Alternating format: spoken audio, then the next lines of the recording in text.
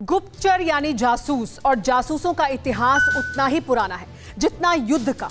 21वीं सदी में कई विनाशक हथियारों की खोज के साथ जासूसी के नए नए तरीके भी गढ़े गए हैं, लेकिन चीन ने यहां भी हद कर दी। चीन मैदान जंग में लड़ने की बजाय पर्दे के पीछे से जंग लड़ रहा है, और वो भी साइबर जंग। चीन की एक कंपनी भारत के टॉप वीवीआईपीज के डेटा को चोरी कर रही है और उनसे जुड़ी हर जानकारी जिनपिंग की कम्युनिस्ट पार्टी तक पहुंचा रही है।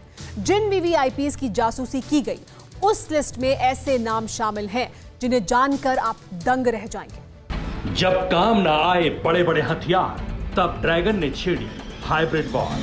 बौखलाए जिनपिंग का प्लान रूसी, हिंदुस्तान के टॉप वीवीआईपीज की जासूसी। मोदी, राजनाथ, रविशंकर, ईरानी, जिनपिंग की साइबर निगरानी। हिंदुस्तान के एक अंग्रेजी अखबार ने चीन की हाइब्रिड वॉर को एक्सपोज करते हुए एक सनसनीखेज खुलासा किया है। खुलासा ये कि चीन के साइबर सिपाही भारत के करीब 10,000 नामचीन लोगों की जासूसी कर रहे हैं। राजनीति, बिजनेस, जुडिशरी से लेकर बड़े बड़े क्रिमिनल्स तक से जुड़ी हर छोटी बड़ी जानकारी को लीक करने में जिनपिंग की एक स्पेशल टीम लगी हुई है।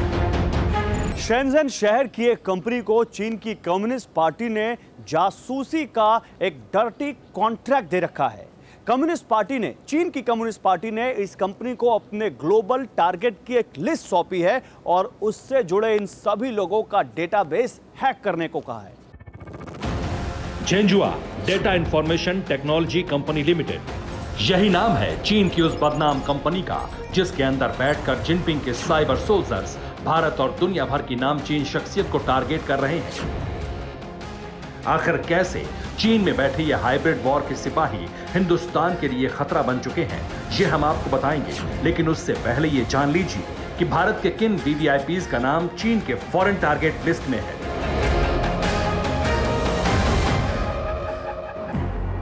राष्ट्रपति रामनाथ कोविंद, प्रधानमंत्री नरेंद्र मोदी, सीडीएस बिपिन रावत, रक्षा मंत्री राजनाथ सिंह, वित्त मंत्री निर्मला सीतारमण, कैबिनेट मिनिस्टर रविशंकर प्रसाद, स्मृति ईरानी, पीयूष गोयल, कांग्रेस अध्यक्ष सोनिया गांधी, ममता बनर्जी, अशोक गहलोत, अमरिंदर सिंह और उद्धव ठाकरे। 5 पूर्व प्रधानमंत्री, वर्तमान के 40 मुख्यमंत्री, 350 सांसद, विधायक, मेयर, सरपंच तक, मतलब नीचे से लेकर ऊपर तक जो वीआईपीज हैं, वीवीआईपीज हैं, इन्फ्लुएंस के लोग हैं, जिनको लोग मानते हैं, उनकी निगाहबीनी करने का काम कर रहा था। जासूसी करने वाली कंपनी का कम्युनिस्ट पार्टी से सीधा लेना देना। इसके अलावा भारतीय सेना से जुड़े 15 टॉप एक्स ऑफिसर्स पर भी चीन से नजर रखी जा रही है। अब आपको ये बताते हैं आखिर चीन का ये हाइब्रिड वॉर प्लान क्या है। जिनपिंग की झेंझुआ कंपनी के साइबर सोल्जर्स भारत की 10,000 नामी हस्तियों पर उनके सोशल मीडिया प्लेटफॉर्म के जरिए फॉलो कर रहे हैं।